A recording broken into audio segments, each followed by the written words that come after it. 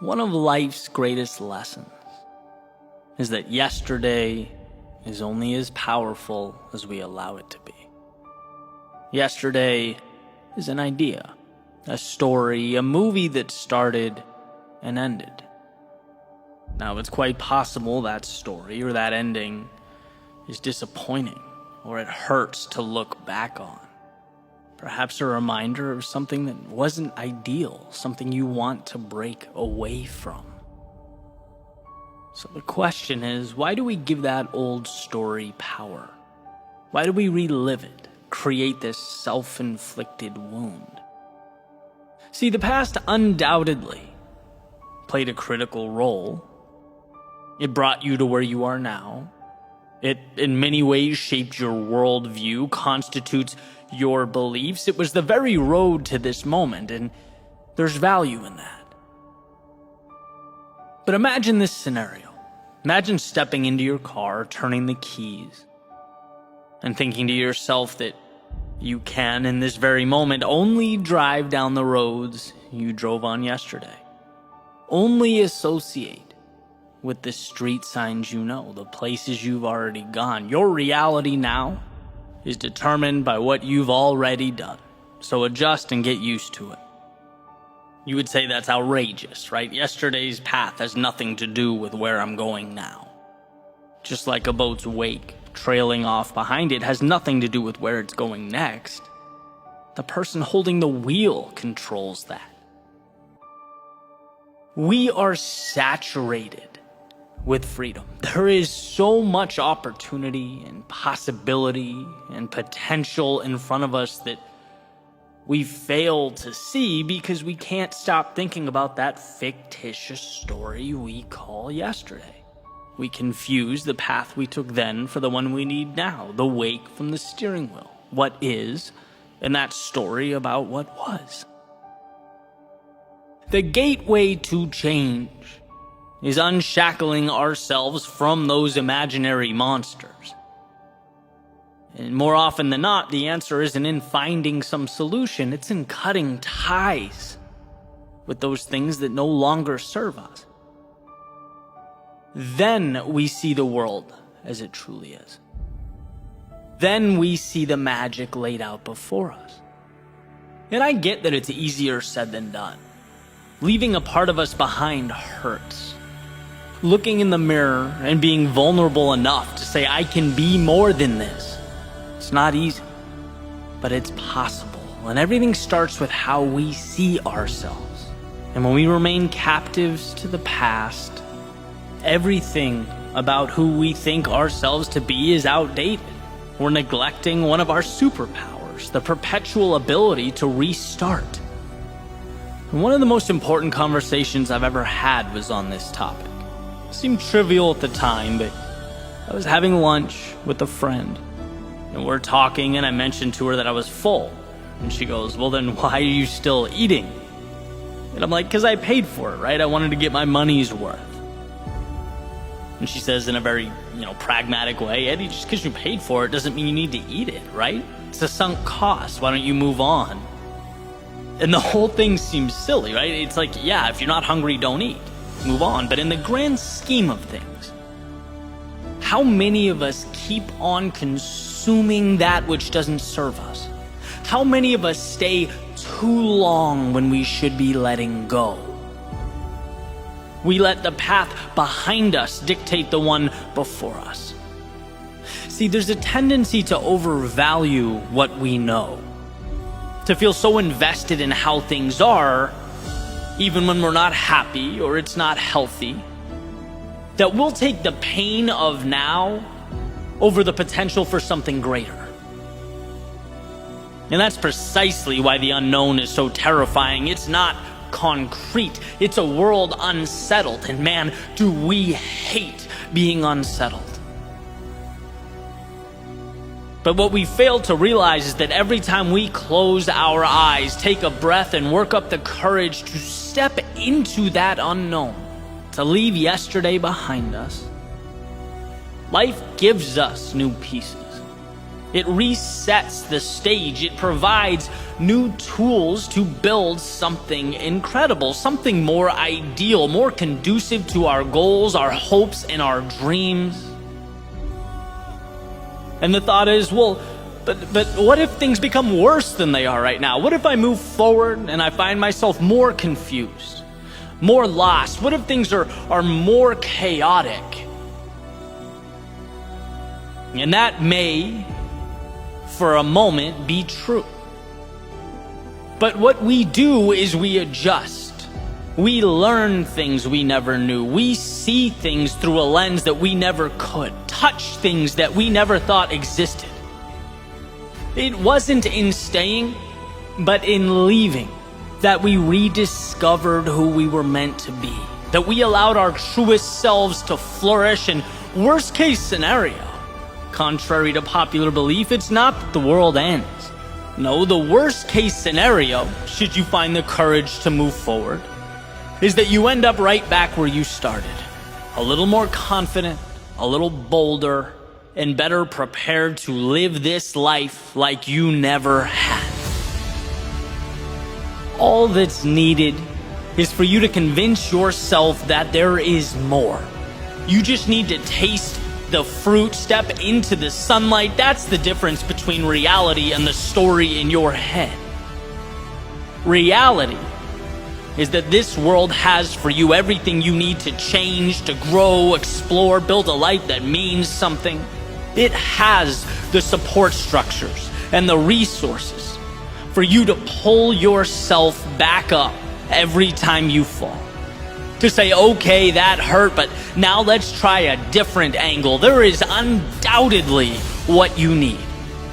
And the question is never whether the X on that treasure map exists. Trust me, it's there. The question is whether you can pause that story in your head. The tales of a dark, mean, and scary world trying to hold you down. Pause the idea that you're nothing more than the you of yesterday.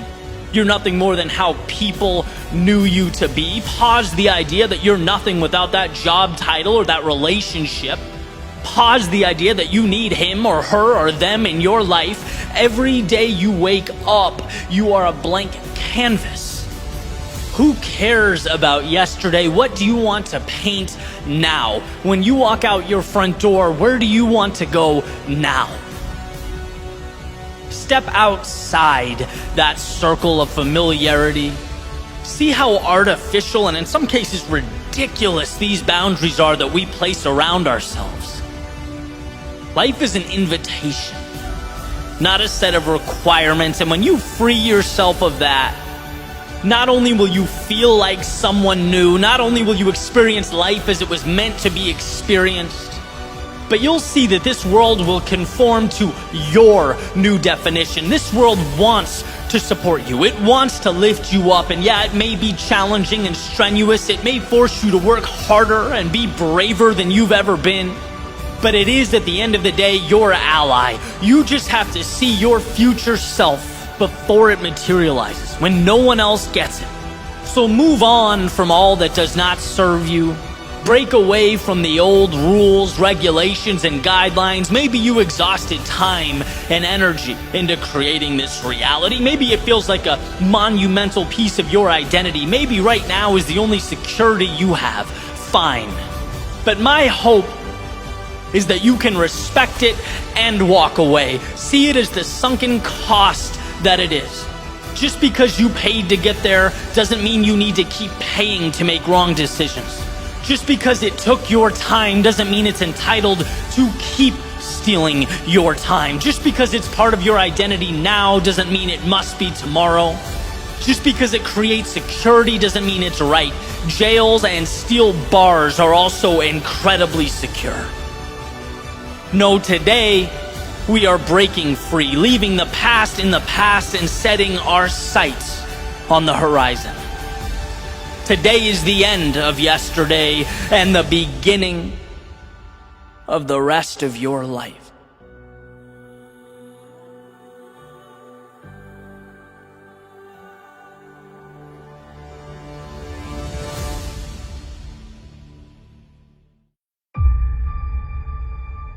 When it comes to the almost 8 billion people on planet Earth, there's undoubtedly a variance in the resources at our disposal, the influence we have. What we all share is the ability to rule over our own lives, our own thoughts.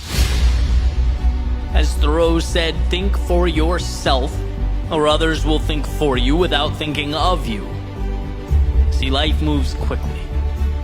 And if one is unable to slow it down to examine the world around them, well, they'll find themselves a cog in the wheel of their own existence, a pawn on the chessboard of life. Because reality is a battle of self-interest that requires that we build walls around that which is precious, that we protect it at all costs. Your worldview is the foundation for everything of value in your life, yet it's constantly under attack. Attack from the negativity at the gate, the suffering attempting to breach the walls, the outside influences praying that you'll outsource your thinking, that you'll let them rule from afar. To maintain control over your own outlook, it's no small feat. It's perhaps the most important battle of your life. It's the difference between intentionality and chance. The role of the ruler or the ruled. As the saying goes, if you don't build your dream, you will spend your days building someone else's. If you don't ask yourself what you want in life, those needs will ultimately be buried under nonsensical obligation that takes their place.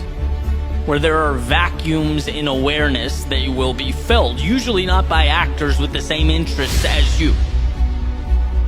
See, mistakes are not the problem. No, mistakes mean you're present, driving towards something, collecting data for this experiment that is life. It's autopilot that destroys. Like that frog put in a pot, heating up so slowly it never knows to jump out. The external world becomes its demise. And this message isn't to instill fear or intimidate, it's to remind you to ask the question that so few ask. How is my life best lived, and what can I do to bring that to reality? If you can think for yourself, you're never out of the fight. If you can think for yourself, you're always a decision away from advancement in the direction of that which matters most. So trust you to do what's right for you. In a world where no one knows what they're doing, I can assure you, you don't need external endorsements or stamps of approval. Take Robert Frost's road less traveled by and don't look back. Don't feel remorse. That's where you're forced to find yourself, to ask the tough questions, to embrace who you are. Because the crowd is antithetical to rationality. Not just because responsibility dissipates. Not just because human beings become essentially well-dressed chimpanzees, but because rarely on the micro level is the collective goal your goal. Have the courage to see that. Have the courage to understand that life is not an instruction manual. Everything around you, you have in one way or another accepted. And in accepting it, you have chosen it. By not saying no, you have in fact said yes. So realize that the world around you doesn't change until your thoughts become the bridge that connects current to future, today to tomorrow. Until you realize life can't make you a victim or a pawn on its chessboard without your permission, whether implicitly or explicitly. No, you have the ability to think, control, orchestrate something greater than what's in front of you. Let today be your next courageous step in the direction of that reality.